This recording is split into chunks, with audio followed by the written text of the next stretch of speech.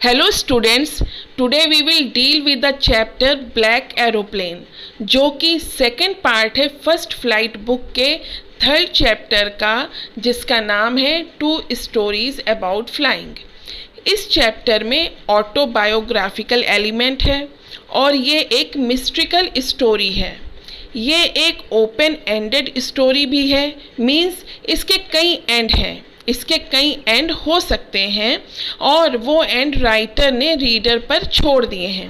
ठीक है, इसका एक एंड ये भी हो सकता है कि पायलट की हेल्प किसी स्पिरिचुअल पावर ने की थी, या इसका एंड एक ये भी हो सकता है कि उसके जो पायलट है उसके कॉन्शियस ने उसकी हेल्प की थी, या हो सकता है ये पायलट का वहम हो, या इसका एक एंड ये भी हो सकता है कि उसकी गॉड ने हेल्प की थी। अब कई सारे एंड हो सकते हैं, ये जो है राइटर ने रीडर पर छोड़ दिया है। ठीक है, और इस स्टोरी को लिखा किसने है? इस स्टोरी को लिखा है फ्रेडरिक फोर्सिथ ने।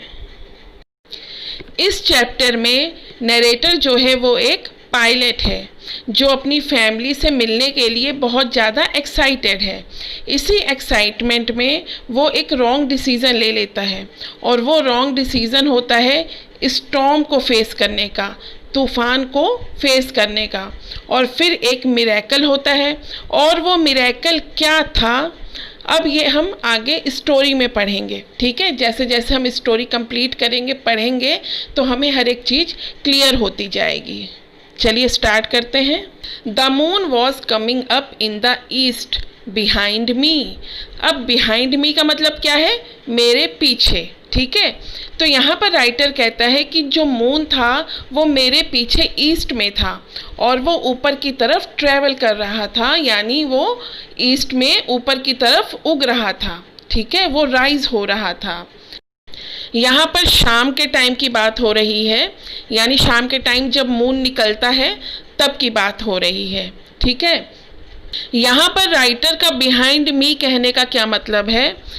यहाँ पर राइटर कहता है कि जो मून था वो उसके पीछे था ईस्ट में, तो इसका मतलब ये है कि जो प्लेन का डायरेक्शन था वो वेस्ट की तरफ था, यानी पायलट जो था वो वेस्ट की तरफ जा रहा था। ये देखिए यहाँ पर पिक भी लगाई हुई है मैंने। देखिए मून जो था वो ईस्ट में था, यानी पायलट के पीछे था, और जो प्लेन था वो वेस्ट डायरेक्शन में जा रहा था। ठीक है, and stars were shining in the clear sky above me, there wasn't a cloud in the sky. और जो स्टार्स थे वो मेरे ऊपर एकदम क्लियर स्काई में शाइन कर रहे थे। कोई भी बादल नहीं था, कोई भी क्लाउड्स नहीं थे वहाँ पर, आसमान बिल्कुल साफ था, बिल्कुल क्लियर था। I was happy to be alone high up above the sleeping countryside. Sleeping country side का मतलब क्या है? कंट्री साइड यानी जो विलेज, रूरल एरिया जो होता है, जो विलेज होता है, वहाँ की बात हो रही है। और जो वो एरिया था वो एकदम वहाँ पर सब लोग सो रहे थे। वो जो विलेज था, वो जो रूरल एरिया था वो एकदम सोया हुआ था, यानी वहाँ पर कोई भी इंसान जाग नहीं रहा था, सब लोग सो रहे थे। I was happy to be alone high up above the sleeping countryside. Writer कहता है कि वो खुश था क्योंकि वो अकेला उड़ रहा था स्लीपिंग कंट्री साइड के ऊपर, यानी जो रूरल एरिया था वो वहाँ पर सब लोग सो रहे थे, तो उस स्लीपिंग कंट्री साइड के ऊपर वो अकेला उड़ रहा था। I was flying my old Dakota aeroplane over France back to England. यहाँ पर देखिए मैंने डेकोटा की पिक लगाई हुई है। डेकोटा क्या है? डेकोटा मिलिट्री ट्रांसपोर्ट एयरक्राफ्ट होता है। इसे इंडिया में 1947 में जब वॉर हुई थी इंडिया और पाकिस्तान में कश्मीर को लेकर, तब इसका यूज़ किया गया था, और इसको एयरफोर्स का हीरो कहा जाता है। ठीक है, ये जो एयरक्राफ्ट है इसको इंडिया में एयरफोर्स का हीरो कहा जाता है। चलिए अब आगे बढ़ते हैं। I was flying my old Dakota aeroplane over France back to England. Writer कहता है कि मैं अपना ओल्ड डेकोटा एरोप्लेन जो है फ्रांस के ऊपर उड़ा रहा था और मैं इंग्लैंड वापस जा रहा था। यानी जो पायलट था वो फ्रांस से वापस इंग्लैंड जा रहा था। ठीक है। I was dreaming of my holiday and looking forward to being with my family. Looking forward का मतलब क्या होता है? वेट करना, इंतज़ार करना, बेसब्री से किसी चीज़ का इंतज़ार करना। ठीक है। तो यहाँ पर राइटर कहता है कि मैं अपनी हॉलीडेज़ के सपने देख रहा था। इसका मतलब ये है कि वो फ्रांस में रहता होगा, उसको कुछ हॉलीडेज़ मिले होंगे और वो वापस इंग्लैंड जो है अपने घर जाकर अपनी फैमिली के साथ टाइम स्पेंड करना चाह रहा होगा। तो वो इन सब चीज़ों के सपने देख रहा था। वो अपनी फैमिली के साथ रहने के, उनके साथ ब्रेकफास्ट करने के, इन सब चीज़ों के वो सपने देख रहा था और वो बेसब्री से इंतज़ार कर रहा था कि वो अपनी फैमिली के साथ रुक सके। ठीक है। I looked at my watch 1:30 in the morning. Writer यहाँ कहता है कि मैंने अपनी घड़ी देखी, वहाँ पर 1:30 हो रहे थे मॉर्निंग के। ठीक है। 1:30 AM हो रहे थे मॉर्निंग के। I should call Paris control soon. I thought. यहाँ पर राइटर कहता है कि मैंने सोचा कि मुझे जल्द ही पेरिस कंट्रोल कॉल कर लेना चाहिए, वहाँ पर कांटेक्ट कर लेना चाहिए। पेरिस जो है वो फ्रांस का कैपिटल है। As I looked down the past the nose of the aeroplane, I saw the lights of a big city in front of me. यहाँ नोज़ का मतलब क्या है? जो एरोप्लेन का नोज़ होता है, एरोप्लेन का जो फ्रंट पार्ट होता है, जो ट्रायंगल टाइप का होता है, उसे नोज़ कहते हैं, उसे एरोप्लेन का नोज़ कहते हैं। देखिए यहाँ पर मैंने पिक भी लगाई हुई है। ठीक है। तो यहाँ पर राइटर कहता है कि मैंने जैसे ही नीचे देखा, एरोप्लेन की नोज़ की तरफ से जब मैंने नीचे देखा तो मैंने अपने सामने बिग सिटी की लाइट्स को पाया। ठीक है। वो कहता है कि मैं एक बहुत बड़ी बिग सिटी की लाइट्स को अपने सामने देख पा रहा था और जिस बड़ी सिटी की लाइट्स राइटर को अपने सामने दिख रही थी वो सिटी कौन सी थी? वो सिटी पेरिस थी। ठीक है। I switched on the radio and said. वो कहता है कि मैंने रेडियो स्विच ऑन किया और कहा, Paris control Dakota DS 088 here. वो कहता है Paris control Dakota DS 088 here. Can you hear me? क्या आप मुझे सुन सकते हैं? I am on my way to England. मैं अपने इंग्लैंड जाने के रास्ते पर हूँ। Over. The voice from the radio answered me immediately. जो रेडियो से वॉइस आई उन्होंने एकदम इमीडिएटली, तुरंत ही मुझे आंसर किया। यहाँ पर राइटर कहता है कि रेडियो से मुझे तुरंत ही आंसर आया, इमीडिएटली मुझे आंसर मिल गया। उन्होंने कहा DS 088 I can hear you. उन्होंने कहा कि हाँ मैं तुम्हें सुन सकता हूँ। You ought to turn 12 degree west now DS 088 over. अब यहाँ पर ऑट टू का मतलब क्या है? ऑट टू का मतलब होता है कि आपको ये चीज़ करनी चाहिए। जैसे ऑट टू की जगह हम लोग शुड का यूज़ कर सकते हैं। ठीक है। शुड और ऑट टू एक ही चीज़ है, चाहे हम शुड का यूज़ करें चाहे हम ऑट टू का यूज़ करें। तो हम ऐसे भी इसको पढ़ सकते हैं कि you should turn 12 degree west now DS 088 over. अब वहाँ से उनको क्या आवाज़ आती है कि आपको 12 डिग्री वेस्ट की तरफ मुड़ जाना चाहिए। DS 088 over. I check the map and the compass. Map उसने क्या किया? उसने मैप को चेक किया और कंपस को चेक किया। कंपस किस लिए यूज़ होता है? ये डायरेक्शन दिखाता है। ठीक है। नॉर्थ, साउथ, ईस्ट, वेस्ट जो डायरेक्शंस होते हैं उन डायरेक्शंस को ये कंपस दिखाता है। इसका यूज़ जो है फ्लाइंग में बहुत ज़्यादा यूज़ होता है इसका। फिर आगे है switched over to my second and last fuel tank. अब राइटर कहते हैं कि मैंने सेकेंड और लास्ट फ्यूल टैंक को यूज़ करना शुरू कर दिया था।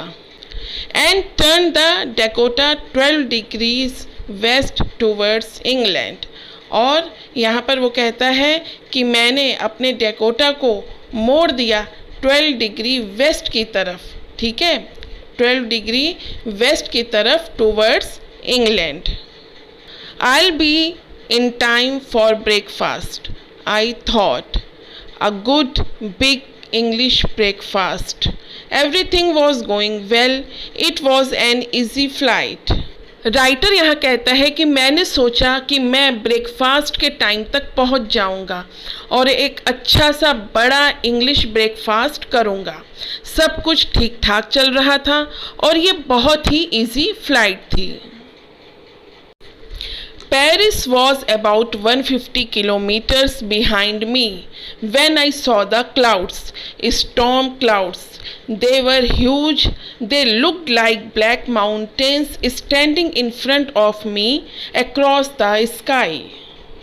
पेरिस अब 150 किलोमीटर मुझसे पीछे छूट गया था, यानी मैं पेरिस से 150 किलोमीटर आगे आ चुका था। ठीक है, जब मैंने बादल देखे, जब जो पायलट था वो पेरिस से 150 किलोमीटर आगे आ चुका था, तब उसने बादल देखे। और वो बादल भी किस तरह के थे? वो स्टॉर्म क्लाउड्स थे, यानी काले घने बादल और बहुत ह्यूज, बहुत बड़े थे, जैसे ब्लैक माउंटेन्स की तरह वो दिख रहे थे, जो कि मेरे सामने खड़े थे पूरी स्काई पर। ठीक है, पूरी स्काई पर वो फैले हुए थे और वो ह्यूज माउंटेन्स की तरह, ह्यूज ब्लैक माउंटेन्स की तरह मेरे सामने वो खड़े हुए थे। I knew I could not fly up and over them, and I did not have enough fuel to fly around them to the north or south. मुझे पता था कि मैं उनके ऊपर से नहीं जा सकता था और मेरे पास इतना फ्यूल भी नहीं था कि मैं उन बादलों के चारों तरफ से चक्कर लगाकर नॉर्थ या साउथ की तरफ से जाकर कहीं जाकर घूम घाम के कहीं से अपना रास्ता ढूंढ सकूं। I ought to go back to Paris, I thought. Writer कहता है कि मैंने सोचा कि अब मुझे पेरिस वापस चले जाना चाहिए। But I wanted to get home. पर मुझे घर जाना था।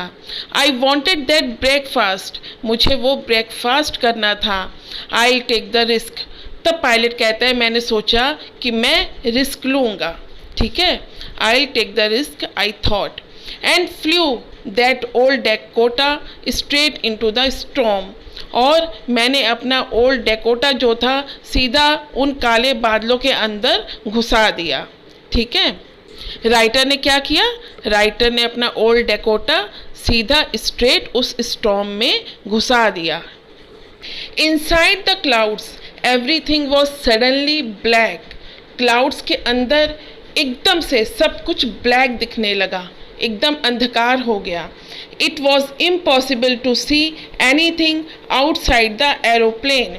एरोप्लेन से बाहर देखना, एरोप्लेन से कुछ भी बाहर देखना इम्पॉसिबल हो गया, यानी एरोप्लेन से बाहर कुछ भी नहीं दिख रहा था।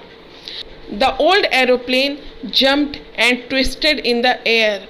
राइटर कहते हैं कि एरोप्लेन जो उनका ओल्ड डेकोटा था वो एकदम से जंप करने लगा और ट्विस्ट करने लगा, यानी मुड़ने लगा हवा में।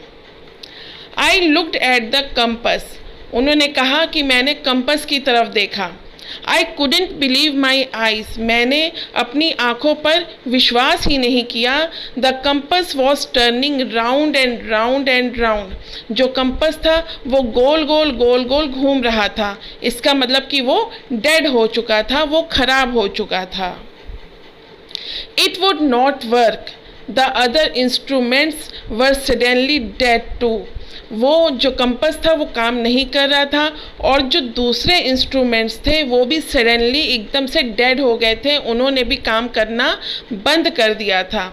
आई ट्राइड द रेडियो। मैंने रेडियो पर बात करने की कोशिश की। Paris control, can you hear me? There was no answer. Writer Paris control करके आवाज़ लगाता है। वो कहता है क्या आप मुझे सुन सकते हैं? लेकिन वहाँ से कोई भी जवाब नहीं आता है। The radio was dead too. जो रेडियो था वो भी डेड हो चुका था, वो भी एकदम खराब हो चुका था। I had no radio, no compass, and I could not see where I was. मेरे पास ना तो रेडियो था, ना अब कंपस था, यानी ना अब रेडियो काम कर रहा था, ना कंपस काम कर रहा था, और मुझे ये भी नहीं पता था कि मैं कहाँ पर हूँ. I was lost in the storm. मैं उस तूफान में खो गया था, उस स्टॉर्म में खो गया था. Then in the black clouds quite near me I saw another aeroplane. यहाँ पर राइटर कहता है फिर उन काले बादलों में मैंने मेरे पास एक दूसरा एरोप्लेन देखा. It had no lights on its wings, but I could see it flying next to me through the storm. यहाँ पर राइटर कहता है कि मैं देख सकता था कि उसके विंग्स पर कोई भी लाइट्स नहीं लगी हुई थी. जो एरोप्लेन था उसके विंग्स पर कोई भी लाइट्स नहीं थी, पर मैं ये देख सकता था कि वो मेरे पास ही उड़ रहा था उस स्टॉर्म में, उस तूफान में. अब आप देखिए ये पायलट है जो कि राइटर भी है, और ठीक उसके पास ही एक ये दूसरा प्लेन उड़ रहा है, ये दूसरा एरोप्लेन है जो कि इसकी हेल्प के लिए आया था. ठीक है. I could see the pilot's face turned towards me. मैं पायलट का फेस देख सकता था जो कि मेरी तरफ घूमा हुआ था. I was very glad to see another person. मैं बहुत ज़्यादा खुश था एक दूसरे इंसान को देखकर. He lifted one hand and waved. उसने अपना एक हाथ उठाया और मेरी तरफ वेव किया. Follow me. He was saying, follow me. उसने इशारे से कहा कि follow me, मुझे follow करो. Follow me. He was saying, follow me. He knows that I am lost. उसको पता था कि मैं खो गया हूँ. I thought he is trying to help me. मैंने सोचा कि वो मेरी हेल्प करने की कोशिश कर रहा है. He turned his aeroplane slowly to the north in front of my Dakota. उसने अपना प्लेन धीरे से नॉर्थ की तरफ मोड़ लिया और मेरे डेकोटा के आगे लगा लिया. So that it would be easier for me to follow him. ताकि मुझे आसानी हो जाए और मैं इजीली उसको फॉलो कर सकूं. I was happy to go behind the strange aeroplane like an obedient child. मैं बहुत खुश था उस अनजान प्लेन के पीछे लगकर एक ओबीडियंट चाइल्ड की तरह. After half an hour, the strange black aeroplane was still there in front of me in the clouds. आधे घंटे के बाद भी वो स्ट्रेंज ब्लैक एरोप्लेन मेरे आगे था, उन क्लाउड्स में, उन बादलों में वो ब्लैक एरोप्लेन जो था वो मेरे आगे था. Now there was only enough fuel in the old Dakota's last tank to fly for 5 or 10 minutes more. अब मेरे ओल्ड डेकोटा के लास्ट टैंक में सिर्फ इतना ही फ्यूल था कि अब वो सिर्फ 5 से 10 मिनट ही और उड़ सकता था. I was starting to feel frightened again. अब मैं डरने लगा था, मुझे फिर से डर लगने लगा था. But then he started to go down and I followed through the storm. पर तभी उस प्लेन ने नीचे जाना शुरू कर दिया और मैंने भी उस प्लेन को उस स्टॉर्म में, उस तूफान में फॉलो किया. Suddenly I came out of the clouds and saw 2 long straight lines of lights in front of me. एकदम से मैं क्लाउड से बाहर निकल आया और मैंने अपने सामने 2 स्ट्रेट लाइंस ऑफ लाइट्स देखी, यानी 2 लाइंस जो लाइट से भरी हुई थी और एकदम स्ट्रेट थी. It was runway an airport. I was safe. I turned to look for my friend in the black aeroplane, but the sky was empty. There was nothing. There was nothing there. The black aeroplane was gone. I could not see it anywhere. ये एक runway था, एक airport था, मैं safe था। तब मैं मुड़ा अपने उस फ्रेंड को देखने के लिए जो कि ब्लैक एरोप्लेन में था, जिसने मेरी हेल्प की थी। पर स्काई एकदम एम्प्टी थी, स्काई एकदम खाली थी, वहाँ कुछ भी नहीं था। ब्लैक एरोप्लेन जा चुका था, मुझे वहाँ कुछ भी दिखाई नहीं दे रहा था, वहाँ कुछ भी नहीं था। I landed and was not sorry to walk away from the old Dakota near the control tower. यहाँ पर पायलट कहता है कि मैंने लैंड किया और मुझे ज़रा सा भी सॉरी फील नहीं हुआ, मुझे ज़रा सा भी पछतावा नहीं हुआ। मैंने अपने ओल्ड डेकोटा को कंट्रोल टावर के पास ऐसे ही खड़ा कर दिया, छोड़ दिया और मैं वहाँ से निकल आया। I went and asked a woman in the control center where I was and who the other pilot was. Writer कहता है कि मैं कंट्रोल सेंटर गया और वहाँ पर एक लेडी थी, उससे मैंने पूछा कि मैं कहाँ हूँ और वो जो दूसरा पायलट है वो कौन था। I wanted to say thank you. मैं उसे थैंक यू बोलना चाहता हूँ, मैं उसे थैंक्स कहना चाहता हूँ, जिसकी वजह से मैंने इतना ईजिली और सेफली लैंड किया। She looked at me very strangely and then laughed. उसने मुझे बहुत अजीब तरीके से देखा और फिर हंसी। Another aeroplane up there in the storm. एक और एरोप्लेन वहाँ उस तूफान में। No other aeroplanes were flying tonight. आज रात कोई और दूसरा एरोप्लेन नहीं उड़ रहा था। Yours was the only one I could see on the radar. सिर्फ आपका ही प्लेन मुझे रडार में दिख रहा था। So who helped me to arrive there safely without a compass or a radio and without any more fuel in my tanks? Who was the pilot on the strange black aeroplane flying in the storm without lights?